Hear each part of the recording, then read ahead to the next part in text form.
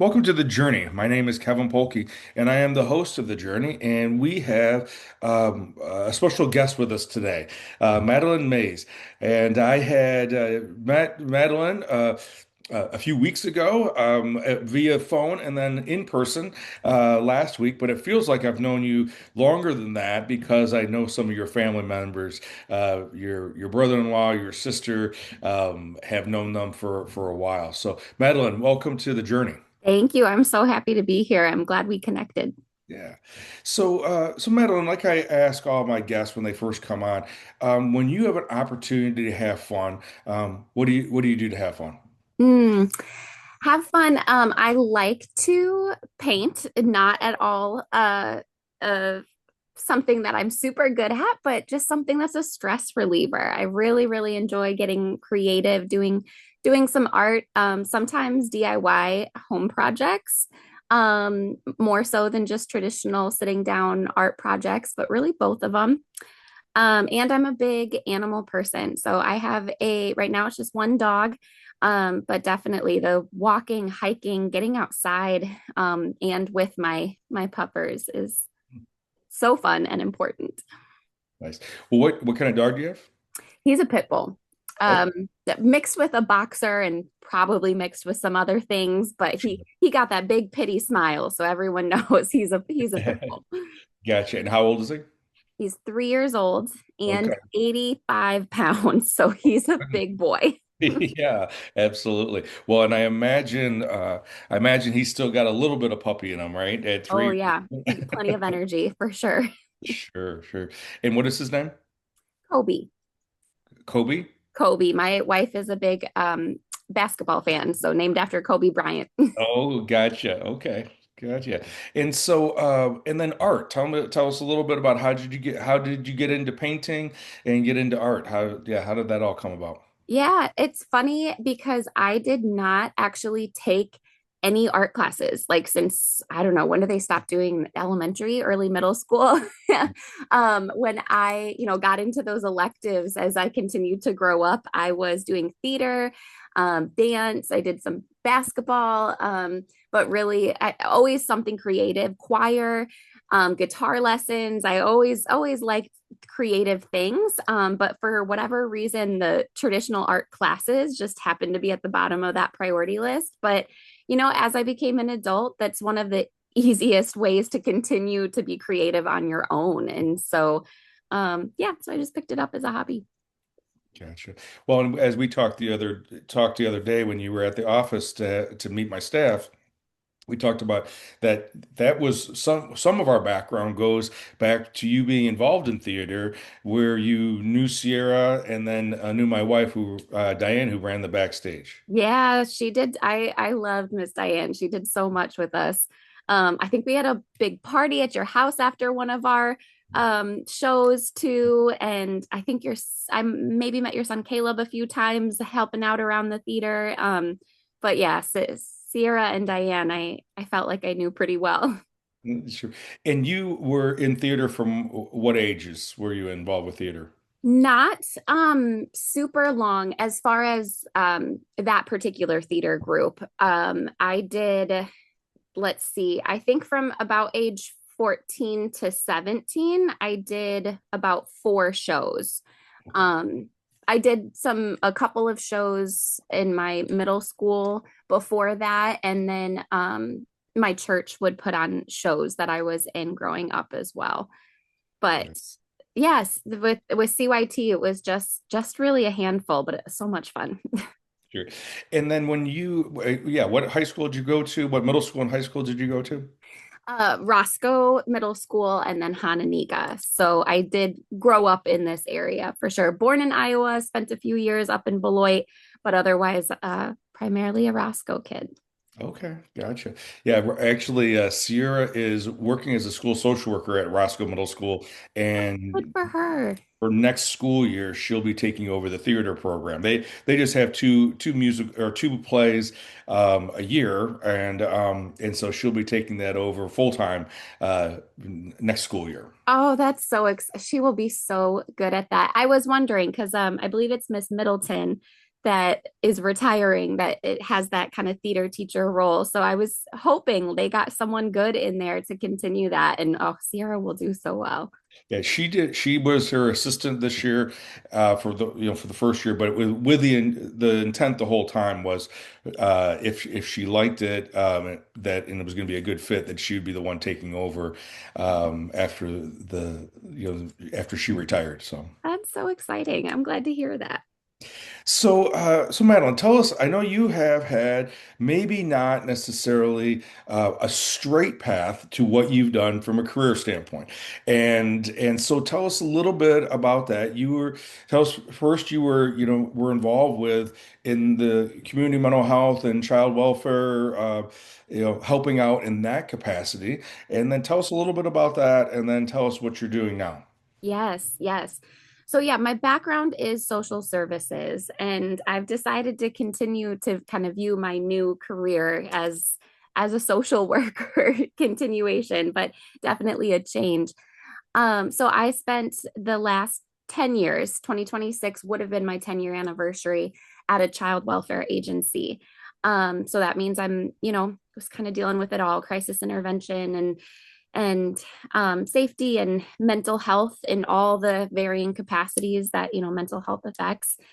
And that's something that I had always wanted to do. I think by the time I was in high school, I decided, you know what, I want to be a social worker. And specifically, I wanted to work in the foster care system. But I had very little knowledge of what that actually was and started very young. I was 18, just turning 19 when I got hired in and I've kind of worked my way into different positions within those 10 years. So I started as a case aide who primarily drives kiddos around and then supervises family time spent between kids when they're separated from their family members. And then I graduated with my bachelor's degree and I went on to be a caseworker, which is what most people think of as a kind of traditional foster care social worker, where you're, finding placement for kiddos, working with on treatment plans for parents, and really just kind of supporting the family as a whole as we work hopefully towards reunification and removing any kind of safety barriers. And then I went into some leadership positions for the last handful of years that I was there as well. And I did love it in a lot of ways. I really did. But it was hard. It was extremely hard. And, I'm always a little bit hesitant to even tell people that like my background is in foster care, because so many people have had really terrible experiences, validly so. It is definitely kind of, if this is probably a whole nother TED talk here, but I do think it's somewhat of a luck of the draw when you unfortunately get put in a position where you have to be in this system. There's some really amazing workers, but there's also times that, we all have our own biases and our own backgrounds as workers, and that can really affect people's lives.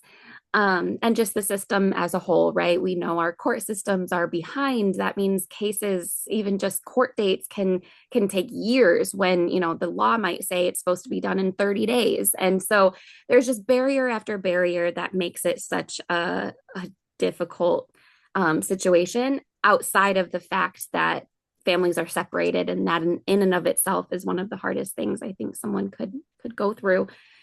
But I really, even though when I started, I didn't really know what I was getting into. And I always like to recognize that and acknowledge that, I came from a privileged background. We just talked about I was a Roscoe middle school kid and grew up in Roscoe. And that doesn't mean everyone up in Roscoe, but it does mean for me and my family that I had kind of a privileged background. And I'm very grateful for that. But it also had me head into foster care.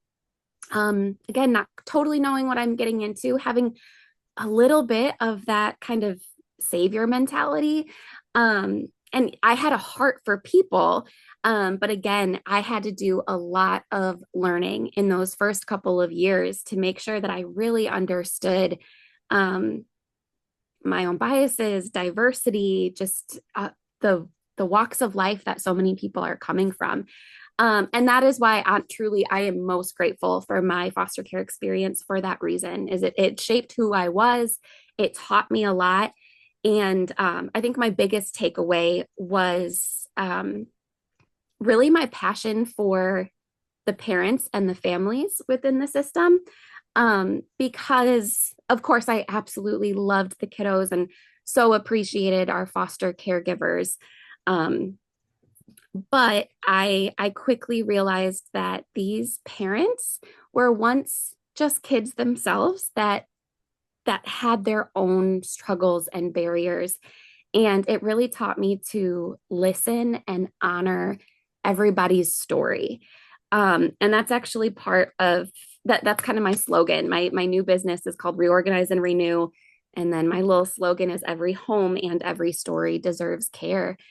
Because it does. There was not one situation, what one family, one person that I couldn't listen to their story and at least understand how we got to where we were.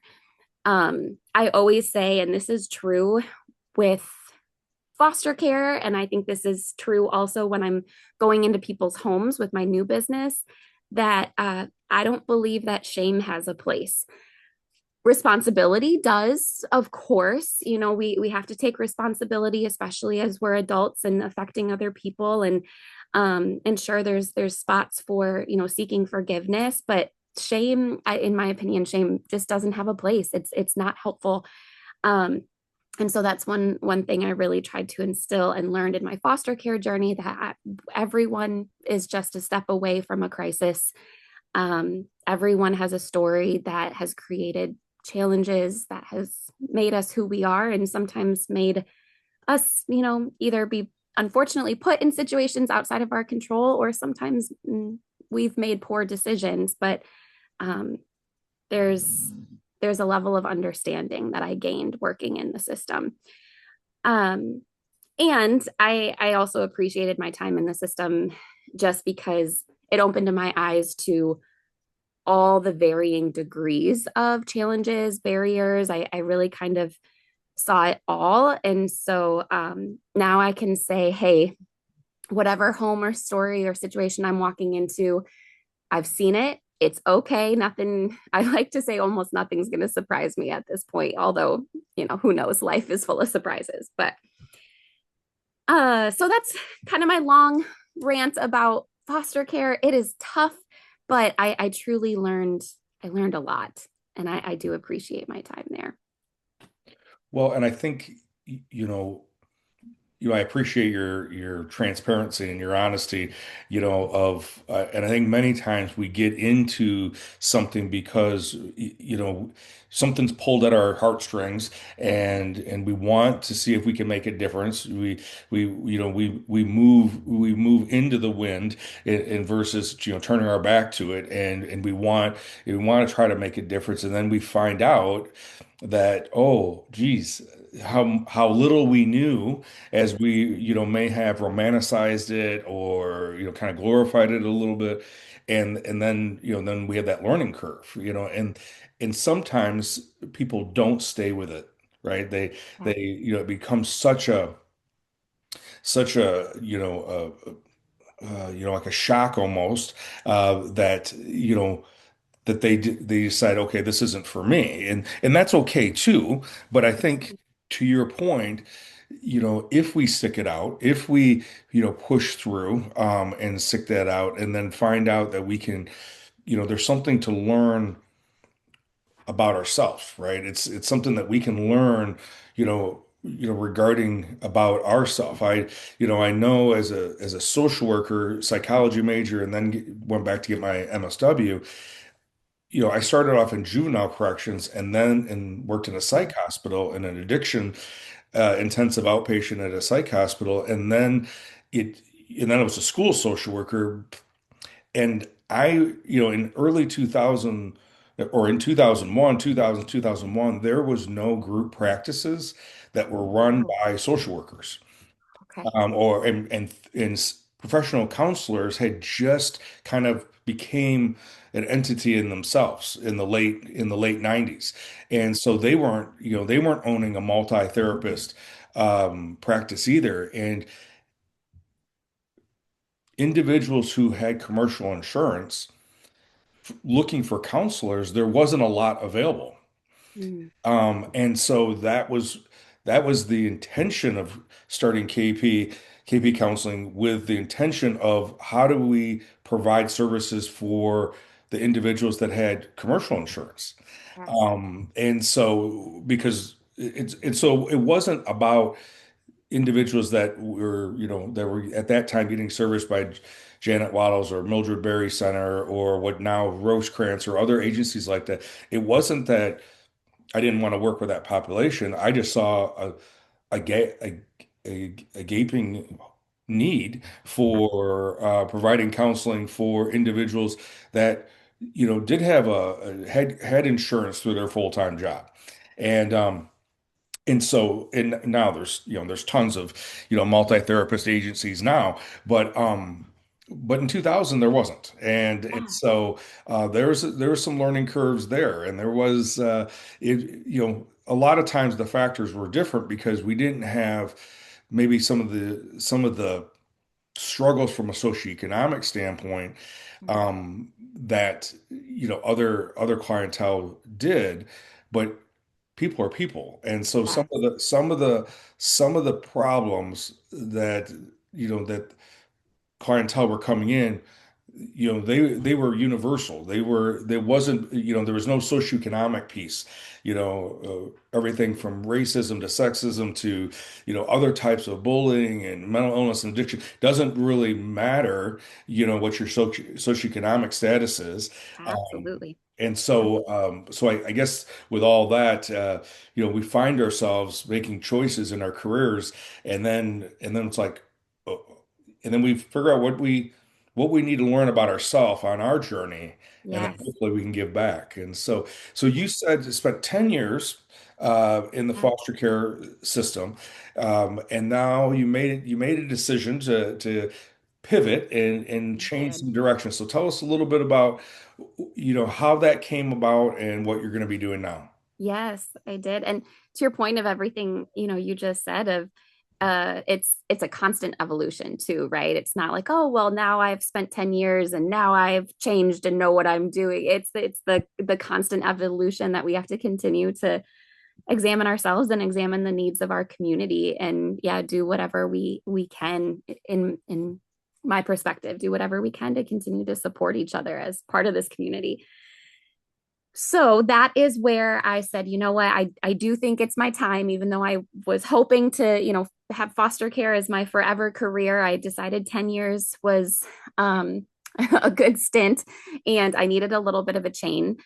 But I also saw an unmet need in the community. And so that is people's homes. I think I hope people recognize how much your environment can affect your mental health and your just kind of well-being in general, and vice versa. And your mental health affects your environment as well. And there is research out there that talks about kind of clutter and chaos and just not feeling at peace in your space, how much that can affect how you're functioning and have an effect on your mental health and wellness. And previously, so my organization is called Reorganize and Renew, and I go into people's homes and I help them reorganize, kind of declutter if that's the need, or create systems that are going to be maintainable for that individual to keep their home in order that makes them happy.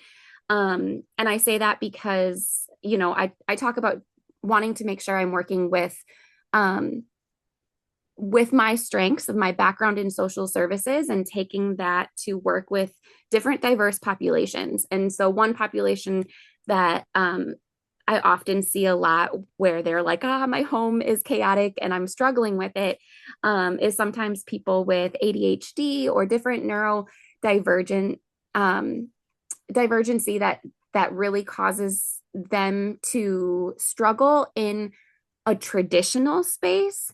And, that's part of kind of ableism, right? Of wanting to try to make everybody fit into this traditional world when instead we should be helping the world fit and work for them, especially their own home. And so I see a lot of individuals that are trying their hardest, right? Of, well, I was taught that I have to hang all my clothes, and I was taught that my medication, in my household growing up, medication lived in the medicine cabinet in the bathroom, but I put it there and then I lose it and I don't remember it and whatever. And so I go into their homes and I always tell people don't clean up before I come. I just want to see where things naturally fall. And it's interesting, you can go into their home and I had a client who her makeup, even though she tried to have her makeup in her, vanity in her bedroom, most of it was sprawled across the kitchen counter. And I said, okay, so clearly you get ready for your day and do your makeup at your kitchen counter. Is that right? And she said, yeah. And I said, great. Then we're going to keep your makeup on your kitchen counter. We're just going to go ahead and declutter it a little bit and have it look nice so that it brings you some peace. But why are we fighting where we're naturally doing things, where we're naturally dropping things? And instead, like, let's play to your natural habits and your strengths and the way that your individual brain works. Because setting up your home or just organizing in general, it should not be a one size fits all. It needs to be what works for you. So that's one kind of big piece of it. Of I want to go in and make sure that we are looking at how can we make the space work for you and how can we keep it maintainable, a way that you can actually naturally put things away or keep up whatever your goals are for the space. And then I say that too, whatever your goals are for the space. So I am not coming in as a, traditional professional organizer who wants to make you a minimalist and wants to make this beautiful Instagram worthy home. I am happy to do that for clients who do want that. I have a lot of fun doing that, color coding closets or whatever it is. Definitely can be fun. And if that is what is going to bring you peace and what you want, I am there for it. But there's a lot of clients that's not what they want. They're like, hey, I'm not a minimalist. I like my stuff. I'm very happy. It brings me joy to see, or they have a lot of emotional connection with their items. And so let's honor that. And so then if your goal is, okay, I just want to make sure that I'm honoring these items, displaying them in a way that they're not just piled up on the floor, but truly giving them the kind of the respect that I want to give these items, then I help them with that of how can we manage creating this space again that brings you joy and peace, no matter what that looks like for you. And I'll say that's kind of the second biggest. That reminds me of the second biggest population that I have worked with so far, or kind of seen a major need for, is a lot of people experiencing grief. We know grief affects everyone individually, but also affects every area of your life. And it does seem like people's homes are affected often with grief. And sometimes that's because that loved one's items are there. And it's really hard to decide what to do with them, where they should go, again, how we're honoring them. Or some things that do maybe need to not be in your place anymore, but that's really hard to wrap your head around. Or just in general, maybe it's not their specific loved ones' items, but it's the grief took a toll on how they were functioning in life, and now their home has maybe gotten out of hand in other ways. So I say that I have an example of a client who was experiencing so much grief, like several losses in a very short period of time, including some that were directly in her home. And she has done such a good job. I'm so proud of her for being able to decide, what needs to stay, what needs to go. She's really at a point of being ready to let things go. But it wasn't just those emotional items, it was everything. She stopped taking care of herself and she stopped taking care of her home to a point that it wasn't healthy for her. She there was too much stuff, and the stuff stressed her out so much that, again, that shame comes in, and we get in this shame and guilt cycle of, oh, I know I need to clean up, but I already didn't clean that up, so now I'm just, oh, forget it, I'm just gonna try not to think about it and shut my brain off and not make any progress. And then it got to a point that there's maybe some even sanitation issues that then come along with that, of, it's, I can't even see my carpet, and so I can't clean my carpet, and so when I have pets with health issues that are causing messes, it quickly spirals into something that's not even healthy, physically healthy for that individual. And so that's something that I want people to know, that, again, I don't believe there's a place for shame. I have seen it all. I don't mind coming in, even if there are some things that you may be embarrassed about. I'm not worried about it. Let's come in and just start small, talk about our goals, and get you back to a place where you can feel good in your space.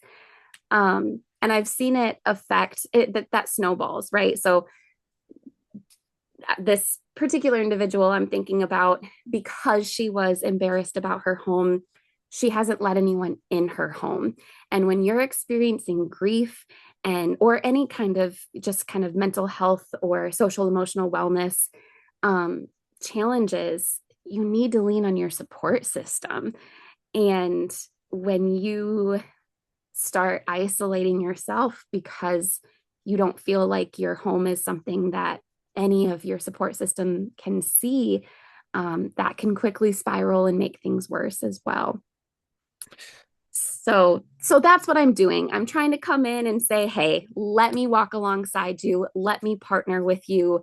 We've got this. I want your home to bring you peace and joy, and meet whatever goals that you have.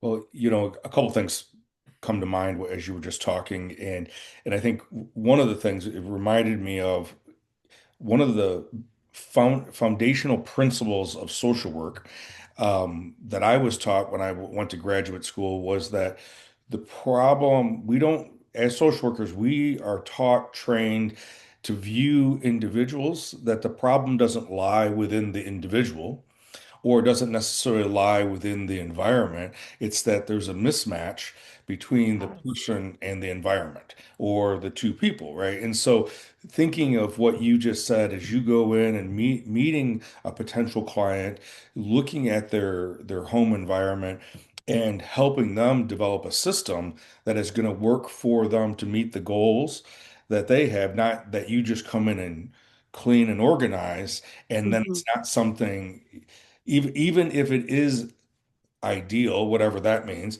Sure. but if it isn't maintainable, it's kind of like, when we talk about developing a healthy lifestyle regarding relationship with food, with movement, with exercise.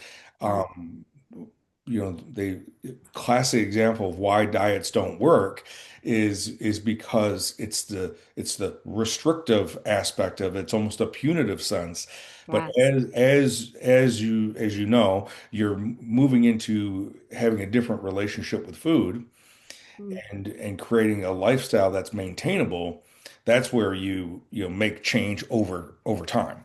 The results may not be as dramatic or as quickly, but the success comes with the sustainability of it. Yes, absolutely. So and I can think of a handful of different people that I interact with that could benefit, from the services that you're offering. And like you said, there is this shame that comes with it.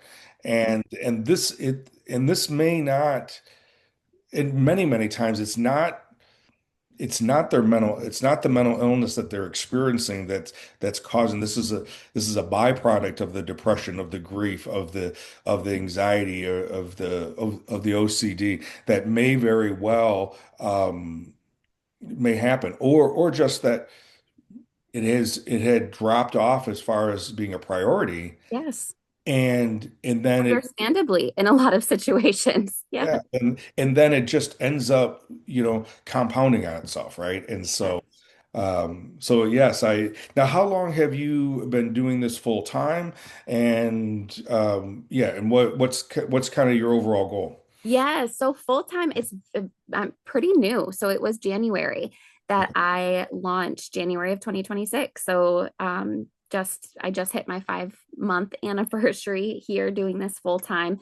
I did while I was working my career, I was doing this kind of as a side gig, a little bit less kind of structured and less intentional about the social emotional wellness aspect, but it was still just happening naturally as I was going into a lot of just like family, friends of friends' homes on the weekends, as a side gig.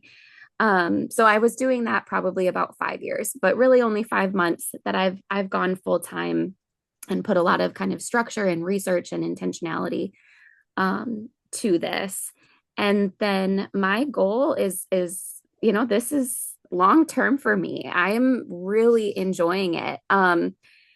It's just something, organizing is just something that I've naturally been good at and naturally just kind of makes me happy. And so I always laugh with clients because there's going to be moments where they're like, "Oh my gosh, this is so overwhelming." And I'm like, "I'm having so much fun," but I can pause and be like, but I understand why this would be overwhelming. Absolutely. But it's genuinely something I enjoyed.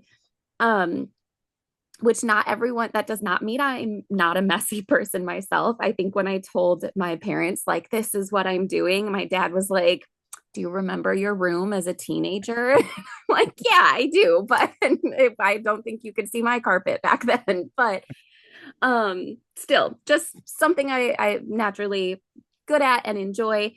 um and then of course I've always naturally had that heart for people, and so I've loved the last 5 months doing this full time, and so I plan on doing this forever, as of right now. And I will say, I told you this, Kevin, before we got started, but I am 8 months pregnant with my first child. So, very unique timing for me to have opened my business, but there was just a lot of other reasons that it was the right time. But that does mean I'm going to be going on a little maternity leave for this summer. So, July and August, at least part of August. Again, first time mom here. So I've been telling people like I'm only going to take 4 weeks off. And then I've had experienced moms look at me and say, You're going to need more time than that."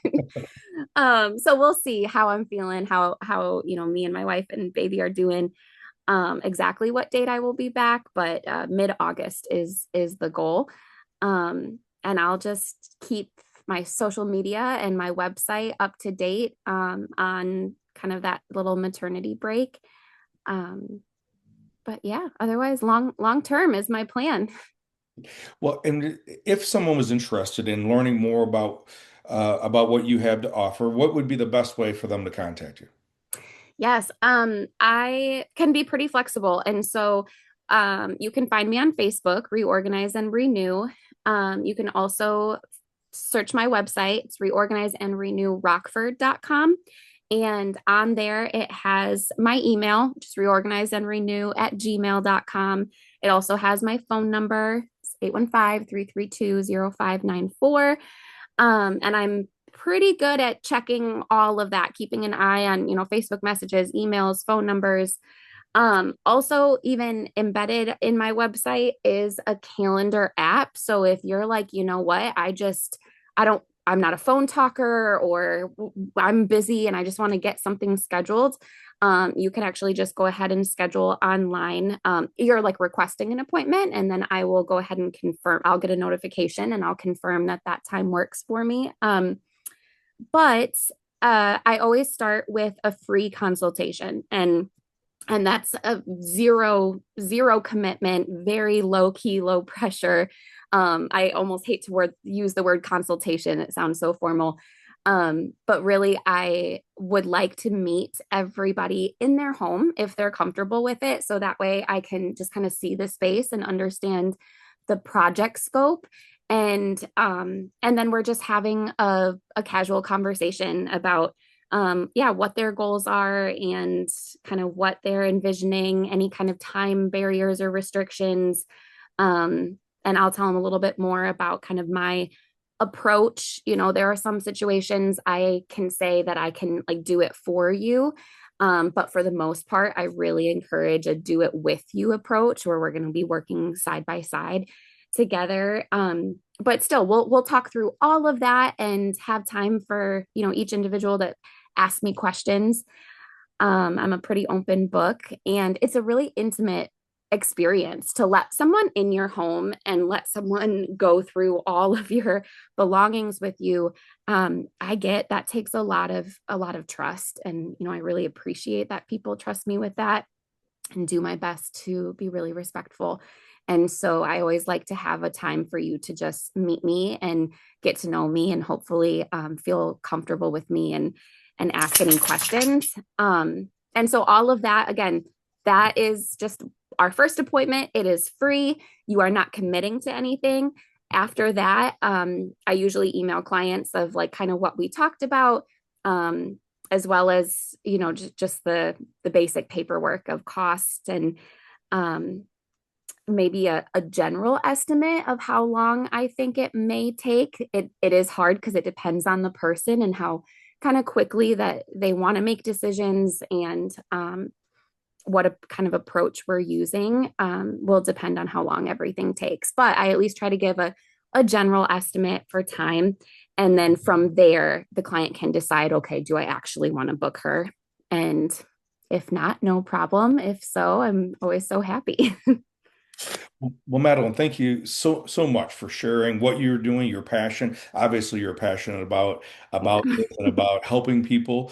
If there was one thing that you wanted to leave the audience with, what would be something you want to leave the audience with? Mm.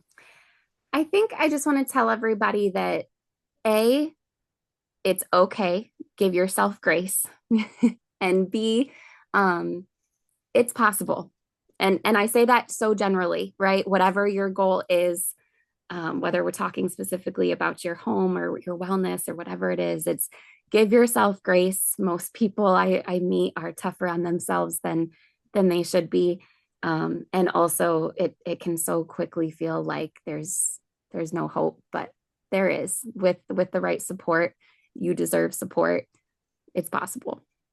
Perfect. Well, thank you very much for being with us today, and and we'll look forward to at maybe after the baby's born.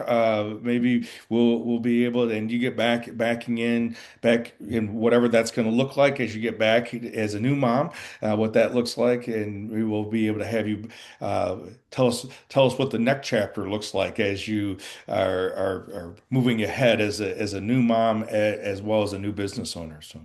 Absolutely. I would love to. Sounds great.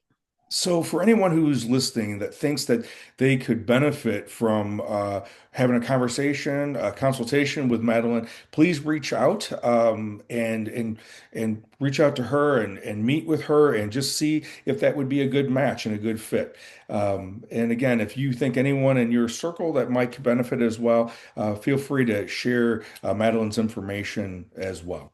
As always, thank you so much for being here, and I look forward to being with you next week.